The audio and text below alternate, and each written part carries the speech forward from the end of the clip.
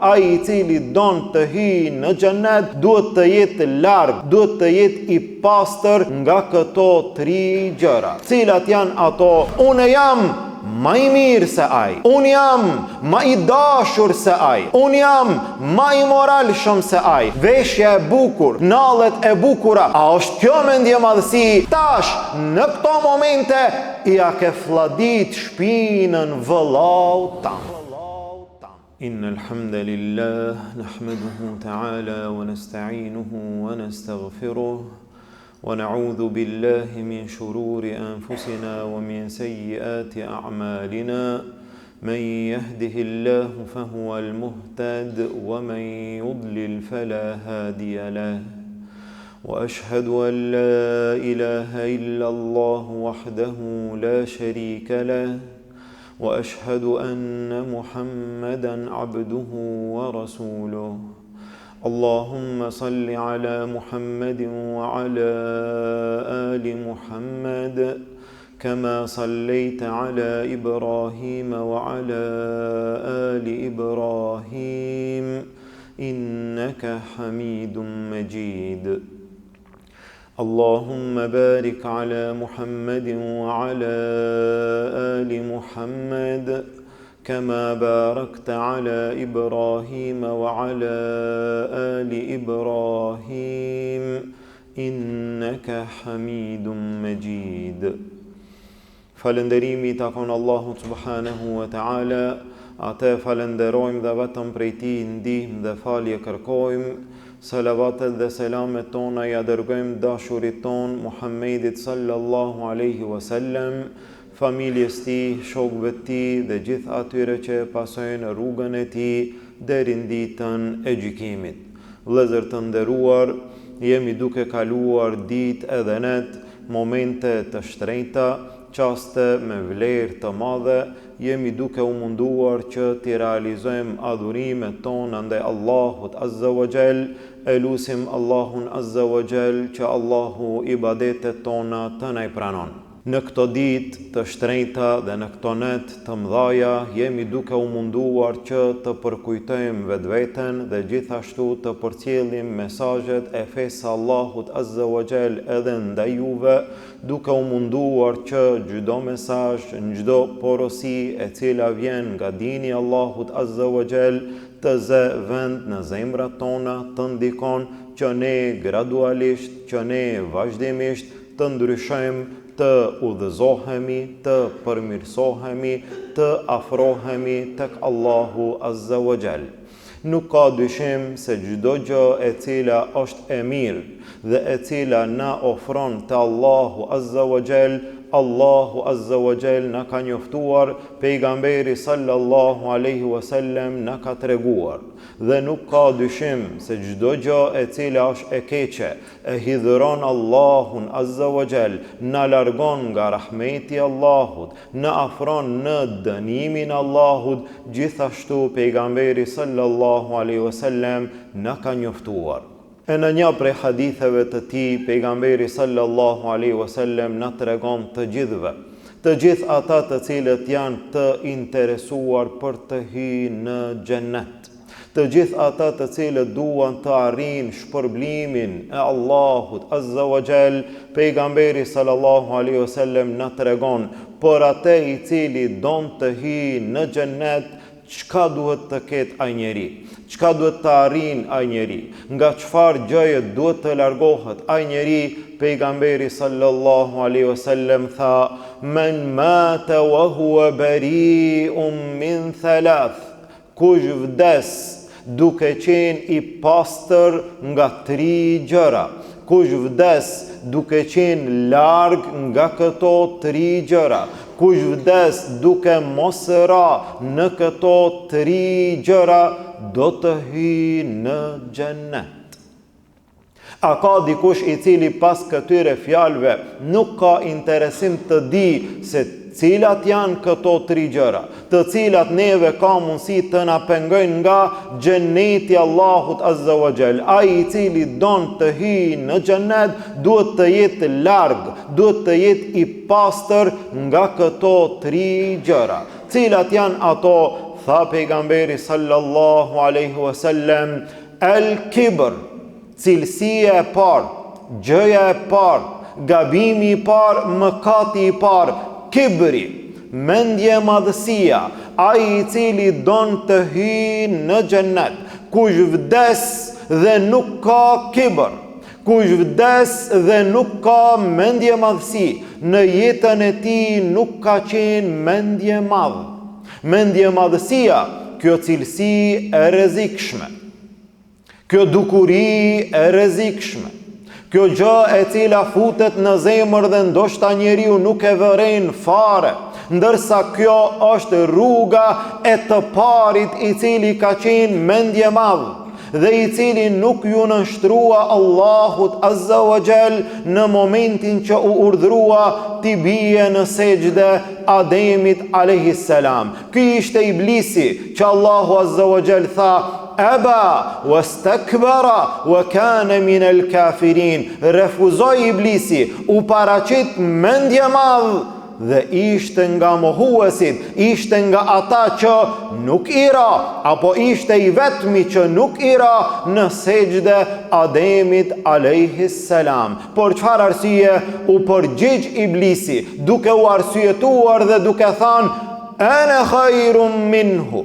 khalaqtani min nar wa khalaqtahu min tin. Çka e shtyri atë që mos të bie në sejdë përveç se mendje madhësia, duke thënë un jam më i mirë se ai. Dhe këto fjalë është mirë që besimtari t'i regjistron dhe çdo herë ta ketë parasysh se të kujt janë këto fjalë, që ndoshta ti në jetën tënde mund të thuash unë jam më i mirë se ai, unë jam ma i dashur se ai, unë jam ma i moral shumë se ai, unë jam ma i kujdes shumë se ai, unë jam ma musliman i mirë se ai, dhe në sa raste të caktuara njeriu e sheh vetveten ma i miri i të gjithëve. Ana khairun minhu, unë jam ma i mirë se ai, mua më ke krijuar nga zjarri, atë ke krijuar nga dheu. Dhe pastaj kjo cilësi e filluar nga iblisi, e vazhduar nga njerëzit më të këqij në gjithë historinë islame. Nga ai i cili tha, ana rabbukumul a'la, Firauni i Musait alayhis salam, i cili tha, un jam Zoti juaj më i larti. Nga Nemrudi i cili tha, ana uhyi wa umid, un jam ai i cili i ringjalli njerëzit dhe un jam ai i cili i vdes ata, dhe kështu me radhë. Njerëzit më të këqij dhe mendje madhësia më e rrezikshme është ajo e cila bëhet ndaj Allahut Azza wa Jall, Allahu na ruajt. Njeriu të jetë mendje madh ndaj kujt? Ndaj Allahut. Dhe ti thot Allahut jo. Sa është e rrezikshme një gjë e tillë. Subhanallah. Të jetë njeriu mendje madh karshi fjalës së Allahut, fjalës së pejgamberit sallallahu alaihi wasallam, udhëzimeve të islamit. Kështu ndodhi me një njeri të cilin pejgamberi sallallahu alaihi wasallam e këshilloi, e porositi, ishte duke ngrënë me dorën e majt. Subhanallah. Dhe sa prej muslimanëve sot hajnë edhe pinë me dorën e majt. Pejgamberi sallallahu alaihi wasallam tha, ha me dorën e djathtë, jo me të majtën, ha me dorën e djathtë. Mirë, po ky njeri u përgjigj duke thënë, la astati, unë s'muj me hangër me djathtën. Subhanallah, me ngranë me dorën e majtë është keq, mirë, po nuk është aq keq sa është mendje madhësia e paraqitur ndaj fjalës së pejgamberit sallallahu alaihi wasallam. Tha pejgamberi sallallahu alaihi wasallam, lastata'at, mos mujsh asnjëherë. Ha me dorën e djathtë, valla unë s'muj, nuk muj me hangër me dorën e djathtë. Tha, mos mujsh asnjëherë. Çka ndodhi? Këtij njeriu Allahu Azza wa Jall ia paralizoi dorën e djathtë. Që ma mos mundet me ngran me dorën e djathtë asnjëherë. Tha pejgamberi sallallahu alaihi wasallam, ma mana'ahu illa al-kibr. Nuk e ndaloi këtë ndonjë gjë tjetër përveç se mendje madhësia. Une me të majtën, mos më trego ti mua çdo gjë tash, edhe si me ngran, edhe çka me ngran. Kjo mënyrë, kjo paraqitje, mendje madhësisht, është më e rrezikshmja në jetën e besimtarit, në jetën e njeriut. Ndërsa pejgamberi sallallahu alaihi wasallam na përshkruajti që ne ndoshta mos të hyjmë në siklet, që ndoshta ne mos dyshojmë në veten tonë, tash une a kam mendje madhësi apo nuk kam mendje madhësi.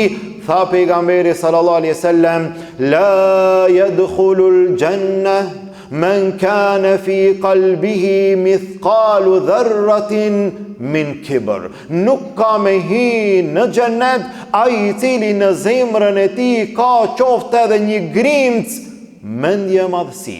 Dikush tha, ja Rasulallah, po dikush prej neve dëshiron të vishet bukur, të duket bukur, veshja e bukur, nallet e bukura. A është kjo mendje madhësi? Pejgamberi sallallahu alaihi wasallam tha, jo, Allahu është i bukur dhe e don të bukurën. Cila është mendje madhësia?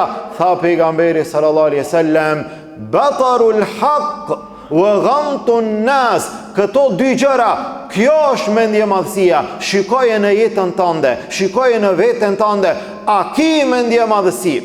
A ki këtë sëmundje në zemër e cila nuk të shkakton dhimbje, të cilën ti nuk e vren, ama është më e rrezikshme se sa dhimbja e zemrës.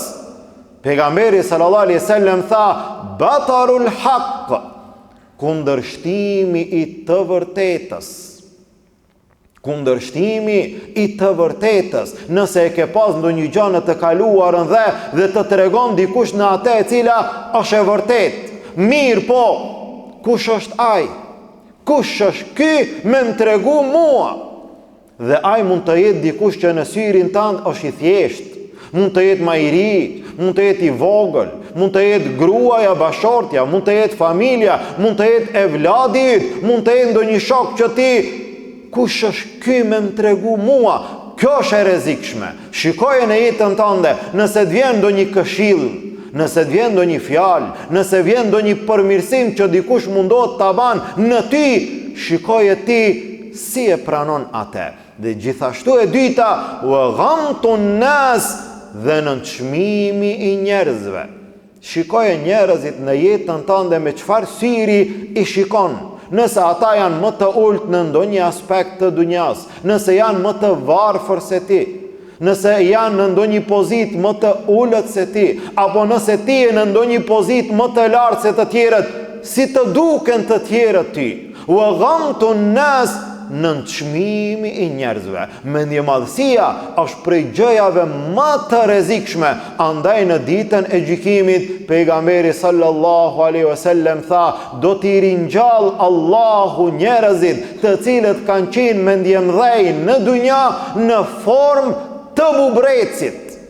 Subhanallah, ai i cili në dunja i ka hap krahët, ai i cili e ka pa veten shumë lart, në ditën e gjykimit do të jetë më i nënçmuari, më i poshtruari. Tha, do të ringjallen në formën e bubrecit, në formën e mizave. Yaghshahumu dhullu min kulli mekan. Do t'i kaplon poshtria nga gjitha anët. Dhe ky është rreziku i madh. A don njeriu të hyjë në xhenet? Po, me mendje madhësi nuk hyhet në xhenet. Çka duhet të bëjmë? Duhet ta luftojmë vetveten. Duhet ta kundërshtojmë vetveten.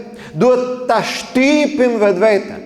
Duhet të mundohemi të mbjellim, të kultivojmë në zemrat tona modesti. Ti tregojmë vetvetes se ne nuk jemi askush. Ne jemi të njerëz të thjesht, jemi besimtar, si gjithë të tjerët, në mesin e gjithëve, pa e dalluar, pa e ngritur, pa e veçuar vetveten se a di kush jam unë. Men mate wa huwa bari'un min thalath. Kush vdes duke qenë i pastër nga 3 gjëra.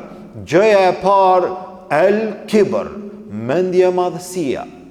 Gjëja e dytë, tha pejgamberi sallallahu alaihi wasallam, el ghulul.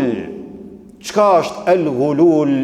El ghulul në aspektin e veçantë, në kuptimin e veçantë, nën kupton marjen nga pasuria, nga plaçka e luftës, para se emiri, komandanti, ta shpërndan atë. Ende pa e shpërndajt në mesin e gjithve, dikush fshehtas merë nga plaçka e luftës dhe ndan atë për vete. Kjo është gulul në kuptimin e veçantë. Në kuptimin e përgjithshëm, gulul është çdo pasuri e cila është e përgjithshme. Është e krejt popullit, e krejt besimtarve. Dikush e merr atë me dhunë, dikush e merr atë me tradhti, dikush e merr atë me mashtrim, me hile, dikush e merr atë në mënyrë të padrejtë. Ndërsa Allahu Azza wa Jall tha: "Wa man yaghlul ya'ti bima ghalla yawm al-qiyamah." Ai i cili merr gulul, ai i cili merr pasuri në këtë mënyrë të padrejtë, do t'i ngarkohet ajo, me atë do del para Allahut Azza wa Jall. Ndërsa pejgamberi sallallahu alaihi wasallam na tregoi për një njeri i cili ishte në luftën e Hajberit, vdiq një njeri në Hajber. Pejgamberi sallallahu alaihi wasallam i treguan që atij njeriu t'i falin namazin e xhenazës. Subhanallah, pejgamberi sallallahu alaihi wasallam tha: "Faljani njeriu tuaj namazin e xhenazës." Kur ka vdek dikush, ai i cili u ka fal xhenazën ka qenë pejgamberi sallallahu alaihi wasallam. Pejgamberi sallallahu alaihi wasallam prezent nuk i fal xhenazën. Faljani ju namazin e xhenazës. U ndryshuan fytyrat e sahabeve. Çka ndodhi tash? Çka ka bë ky njeri? Atëherë pejgamberi sallallahu alaihi wasallam ju tregoi, tha: "Ky njeri ka marr nga pasuria që nuk i takon, një gjë e cila nuk ka vlerë asa 2 dirhem." Subhanallah. Asa 2 dirhem, mirë po i ka marrë në mënyrë të padrejtë. Pejgamberi sallallahu alaihi wasallam nuk i fali namazin e xhenazës. Faleni ju. Mirë po pejgamberi sallallahu alaihi wasallam dëshiron që t'ju tregon sa është e rrezikshme një gjë e tillë. Në një rast tjetër, pejgamberi sallallahu alaihi wasallam i dëgjoi sahabët duke thënë për një njeri të vdekur në luftë: "Filani shahid, filani shahid." Pejgamberi sallallahu alaihi wasallam tha: "Ndërsa unë e kam pa atë duke u djegur në zjarr për shkak të një pelerine apo një veshje të cilën e ka marrë nga plaçka e luftës." Subhanallah. Filani shahid? Jo. Por çfarë arsye do digjet në zjarr? Për shkak se ka marrë pasuri në mënyrë të padrejtë, në mënyrë që nuk i takon. Dhe kjo është e rrezikshme. A na ndodh neve? Ndoshta neve nuk na ndodh plaçka e luftës dhe pasuria prej saj. Mirë po mund të na ndodh që njeriu të merr, të uzurpon nga pasuria e përgjithshme e njerëzve dhe të hynë në këtë hadith dhe të hynë në këtë cilësi e cila quhet gulul. Pasuri e marrur e padrejt nga pasuria e njerëzve. Kur ndodh ajo? Ajo ndodh kur ti fqinjit tand i alargon qofte edhe një plamb murin tand që të hish pak të aj dhe të zgjerosh oborin tand. Kjo është gulul. Hin kur ti murin tand e nxjerr në rrugë që ta zgjerosh oborin tand e pengon rrugën. Rruga e kujt është pasuri e përgjithshme e uzurpuar prej teje. Ti atëherë ke hi në këtë hadith që quhet gulul, prej gjunaheve të rrezikshme. Kur ti vendon pengesat në parkingun tand, i cili në realitet nuk është i iti, dhe në vend se të kalojnë kalimtarët, në vend se të kalojnë njerëzit, që ajo është pasuria e përgjithshme e krejtve, ti e ke zaptuar, e ke uzurpuar dhe e ke bë parking si kur të jetë i iti para shtëpis apo dyqanit tanë. Kjo është gulul, për të cilën njeriu rrezikohet në dunja dhe në ahiret. Kjo është e rrezikshme, marrja e pasurisë së dikujt pa hak, sidomos kur është pasuri e përgjithshme e zaptuar prej teje dhe ti mendon që me atë 1 metër që e ke shfrytzuar, mendon që ke arritur dhe ke fituar. Në dunja njeriu rrezikohet, në ahiret ky është dënimi i Allahut Azza wa Jall. Ai i cili don të hyjë në xhenet duhet të jetë i pastër nga këto gjëra, nga kibri, mendje madhësia, nga gululi, pasuria e marrur në mënyrë pa të drejtë, nga pasuria e përgjithshme. Besimtari duhet të jetë shumë i kujdesshëm. Dhe gjëja e tretë, tha pejgamberi sallallahu alaihi wasallam, wad-dain, dhe borxhi. Dhe borxhi që e merr njeriu prej tjetrit, që e merr prej vëllaut të tij, që e merr prej dikujt dhe pastaj nuk e ka niyet që ta kthen atë. Krejt qëllimi i tij është sikur të ketë mundësi që ti merr në dorë dhe pastaj ma as që i shkon mendja atë borxh ti ja kthen tjetrit. Dhe kjo është e rrezikshme deri në këtë shkallë. Jo rastisht Allahu Azza wa Jall e zbriti një ajet në Kur'an i cili është ajeti më i gjatë në Kur'an. Ajeti më i gjatë në Kur'an është ajeti i borxhit. Tha Allahu Azza wa Jall, ja eyyuhalladhina amanu idha tadayantum bidaynin ila ajalin musamman faktubuh. O ju besimtar, o ju musliman, nëse merrni borxh për një afat të caktuar, faktubuh, shkruajeni atë. Dhe ajeti deri në fund të faqes i cili flet për borxhin. Ai i cili merr borxh është e mira, shkruaj atë. Nga se ka mundësi njeriu të merr borxh dhe të haron. Ka mundësi njeriu të merr borxh edhe të vdes. A kemi ne borxhe? Shumë prej njerëzve kanë borxhe. Nëse i ki borxhet e tua, regjistroj ato. E para që mos harohen. Dhe të ka dalë prej mendje, dhe ti para Allahut Azza wa Jall del i rrezikuar me borxhet e tua që nuk i ke pastruar në dunja. E dyta, ka mundësi që njeriu të vdes. I zoti i shtëpisë ka borxhe. Dhe nesër i zoti i shtëpisë vdes. Dhe vijnë njerëzit, dikush thot mua më ka borxh, tjetri thot mua më ka borxh, dhe familja nuk din asgjë. A do ta kthejnë borxhin që ndoshta nuk e ka marrë, apo ndoshta nuk do ta kthejnë borxhin që realisht e ka marrë. Dhe nga të dy anët ka pasoja të mëdha. Ka mundësi që dikush të paraqitet, ti borxhin nuk e ke shkruar, ke vdek. Vjen nesër dikush te familjarët edhe thot, prindi juaj mi ka pasur mua borxh 10.000 euro. Jo i ka pas, jo nuk i ka pas të shënuara asgjë. Nëse nuk i ka pas dhe i a jep, je në humbje, se ja ke dhënë kot fal të ka mashtruar. Po nëse i ka pas dhe nuk i lahet borxhi, sa është e rrezikshme një gjë e tillë. Pejgamberi sallallahu alaihi wasallam në një ditë gjithashtu në prani të një xhenazeje u drejtuan sahabët që t'ia falin xhenazën. Pejgamberi sallallahu alaihi wasallam në mesin e tyre bani pyetje, a i ka pasur dikujt borxh? Po ja Rasulullah. Sa është borxhi i këtij njeriu? 2 dinar. 2 dinar. A ka dikush i cili ja lan borxhin atij? O ngrit Abu Katade, tha unë ja Rasulullah, falja xhenazën, unë këtij njeriu do t'i laj borxhin, unë do t'i paguaj 2 dinar. Pejgamberi sallallahu alaihi wasallam i fali xhenazën. Ditën e nesërme e takoi Abu Kataden. O Abu Katade, a ja lajte borxhin? Para mendoj pejgamberi sallallahu alaihi wasallam me njëherë në takimin e parë, me çfarë derti për besimtarin i cili ka vdek, a ja lajte borxhin? Tha ja Rasulullah, ai djesa ka vdek, do t'ja laj borxhin. Subhanallah. Pejgamberi sallallahu alaihi wasallam ditën e nesërme e takoi Abu Kataden. Abu Katade ja tha, ja Rasulullah, ja lajta borxhin filanit. Ja kam paguajt atë borxhin që e ka pas.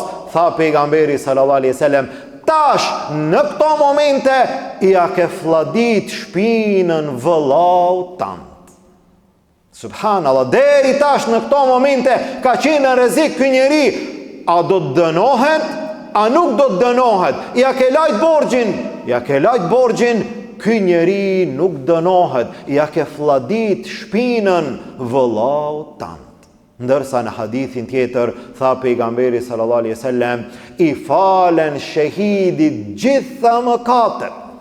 Nëse njeriu vdes si shahid, e jep jetën për hir të Allahut azza wa jall, ka mirësi shumë, ka cilësi shumë, e para e tyre në momentin e rënies së pikës së parë të gjakut, Allahu ja fal krejt gjunahet.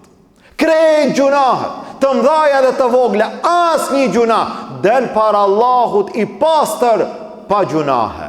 Illa dein, përveç borxhit.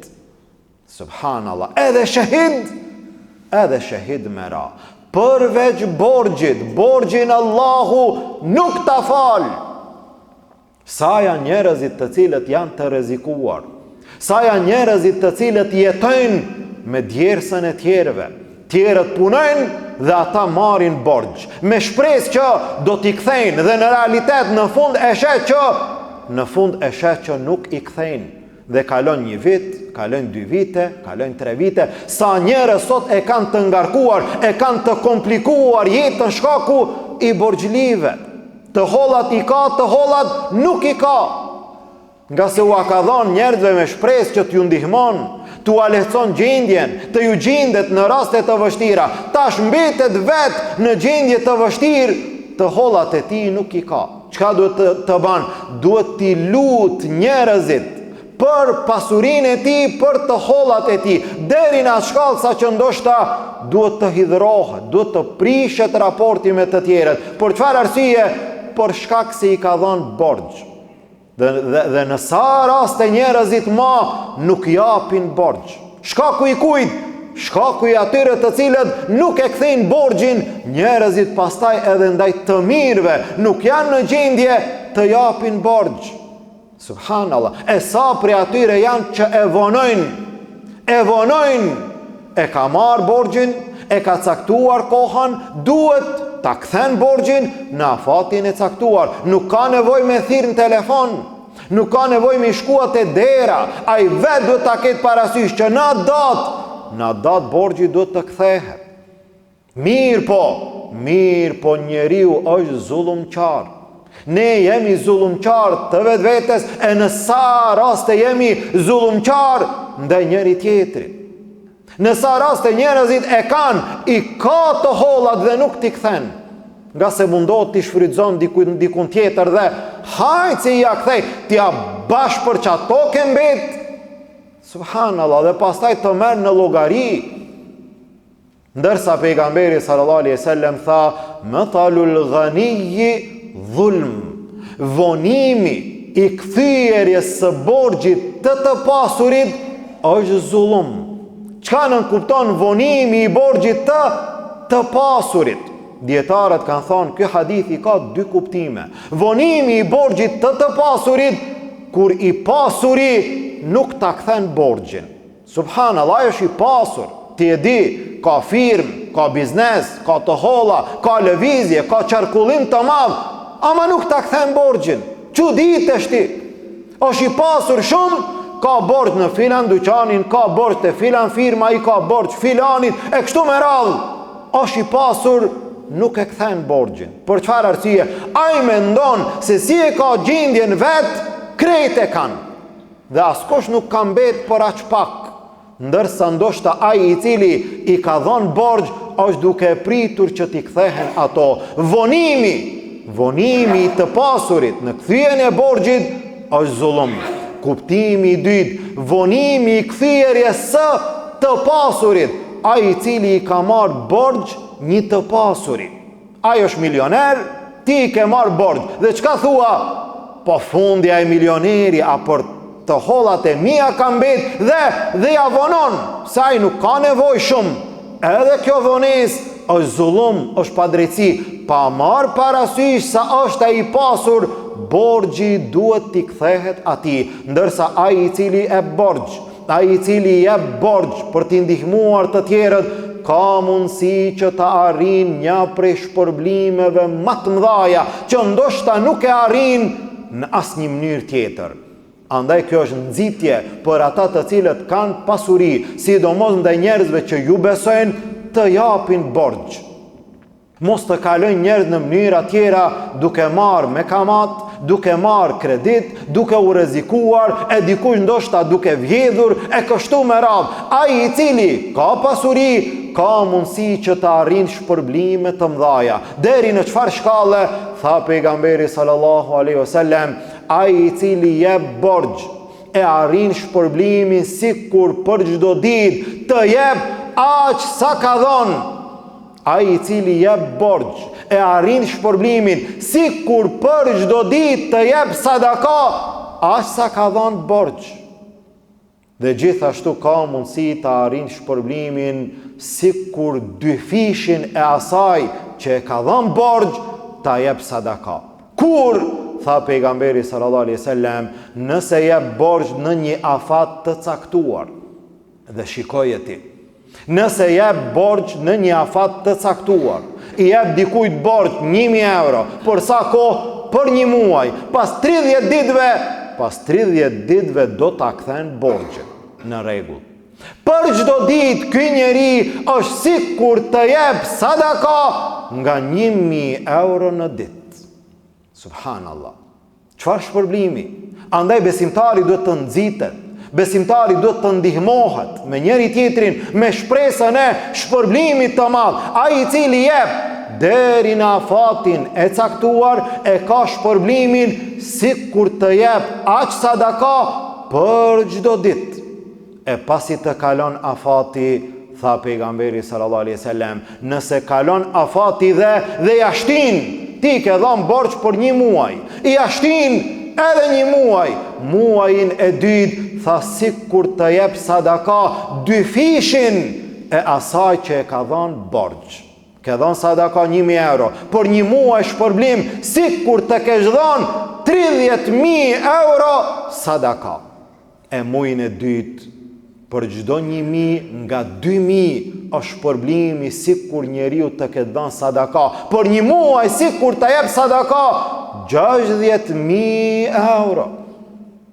Atëherë njeriu e kupton vlerën, mirësinë e dhënies dhe kupton rrezikun e mosdhënies apo vonimit apo mos kthyerjes së borxhit. Besimtari, ai i cili shpreson dhe dëshiron që të hyjë në xhenetin Allahut Azza wa Jall, duhet të jetë i pastruar nga këto 3 gjëra. Ai i cili është me borxh dhe vdes duke ju pas njerëzve borxh, i rrezikohet xheneti. Dhe sa për njerëzve vdesin dhe ndoshta i kanë haruar borxhet e tyre. Në sa dyqane kanë marrë borxh, sa njerëzve ju kanë marrë borxh, në sa raste, dhe pastaj ndoshta ato borxhet para 5 viteve, 10 vite, 20 vite, ai ma i ka haruar. Dhe mati nuk mundesh, edhe nëse shkon, ato fletore janë hudhur. Dhe ma nuk gjinden, ama borxhi të Allahu ka mbet. Dhe borxhi do të llogaritet në ahiret. Hadithin e fundit të cilin e përmendim për sot, tha pejgamberi sallallahu alaihi wasallam, pashate në dorën e të cilit është shpirti im, sikur dikush prej njerëzve të vritet fi sebilillah dhe të ringjallet, dhe të vritet fi sebilillah dhe të ringjallet dhe të vritet herën e tretë në rrugën e Allahut Azza wa Jall, nuk do të hyjë në xhennet derisa të lahet borxhi i tij. Subhanallah, ai i cili vdes me borxh dhe familjarët dhe të tjerët nuk i alajnë borxhin atij, ai është i rrezikuar në ditën e gjykimit, ai është i penguar nga hyrja në dyert e xhenetit, ndërsa ai i cili vdes duke qenë i pastër nga këto 3 gjëra, tha pejgamberi sallallahu alaihi wasallam, men mata wa huwa bari'un min thalath, kush vdes duke qenë i pastër nga 3 gjëra, al-kibr wal-ghulul wad-dayn dakhala al-janna. ai i cili vdes i pastër nga mendje e madhësia, nga marrja e pasurisë së përgjithshme pa të drejtë dhe nga borxhi, ai njeri do të hyjë në xhennet. Ne lutim Allahun Azza wa Jall, Allahu të na ruan dhe të na mbron nga mendje madhësia. Allahu të na ruan dhe të na mbron nga marrja e pasurisë në mënyrë të padrejtë. Allahu të na ruan gjendjen tonë dhe jetën tonë nga marrja e borxheve të cilat nuk kemi mundësi t'i kthejmë. E ata të cilët kanë borxhe, Allahu borxhet e tyre tua lehtëson. Gjendjen e tyre Allahu tua përmirëson. Lutim Allahun Azza wa Jall, Allahu ibadetet tona të na pranon. Gjunahet tona të na fal dhe të na pastron. Nga dënimi i tij të na shpëton. Në Jannatul Firdaus të na bashkon. Amin. Walhamdulillahi Rabbil alamin. Wa subhanaka Allahumma bihamdik ashhadu an la ilaha illa ant astaghfiruka wa atubu ilayk.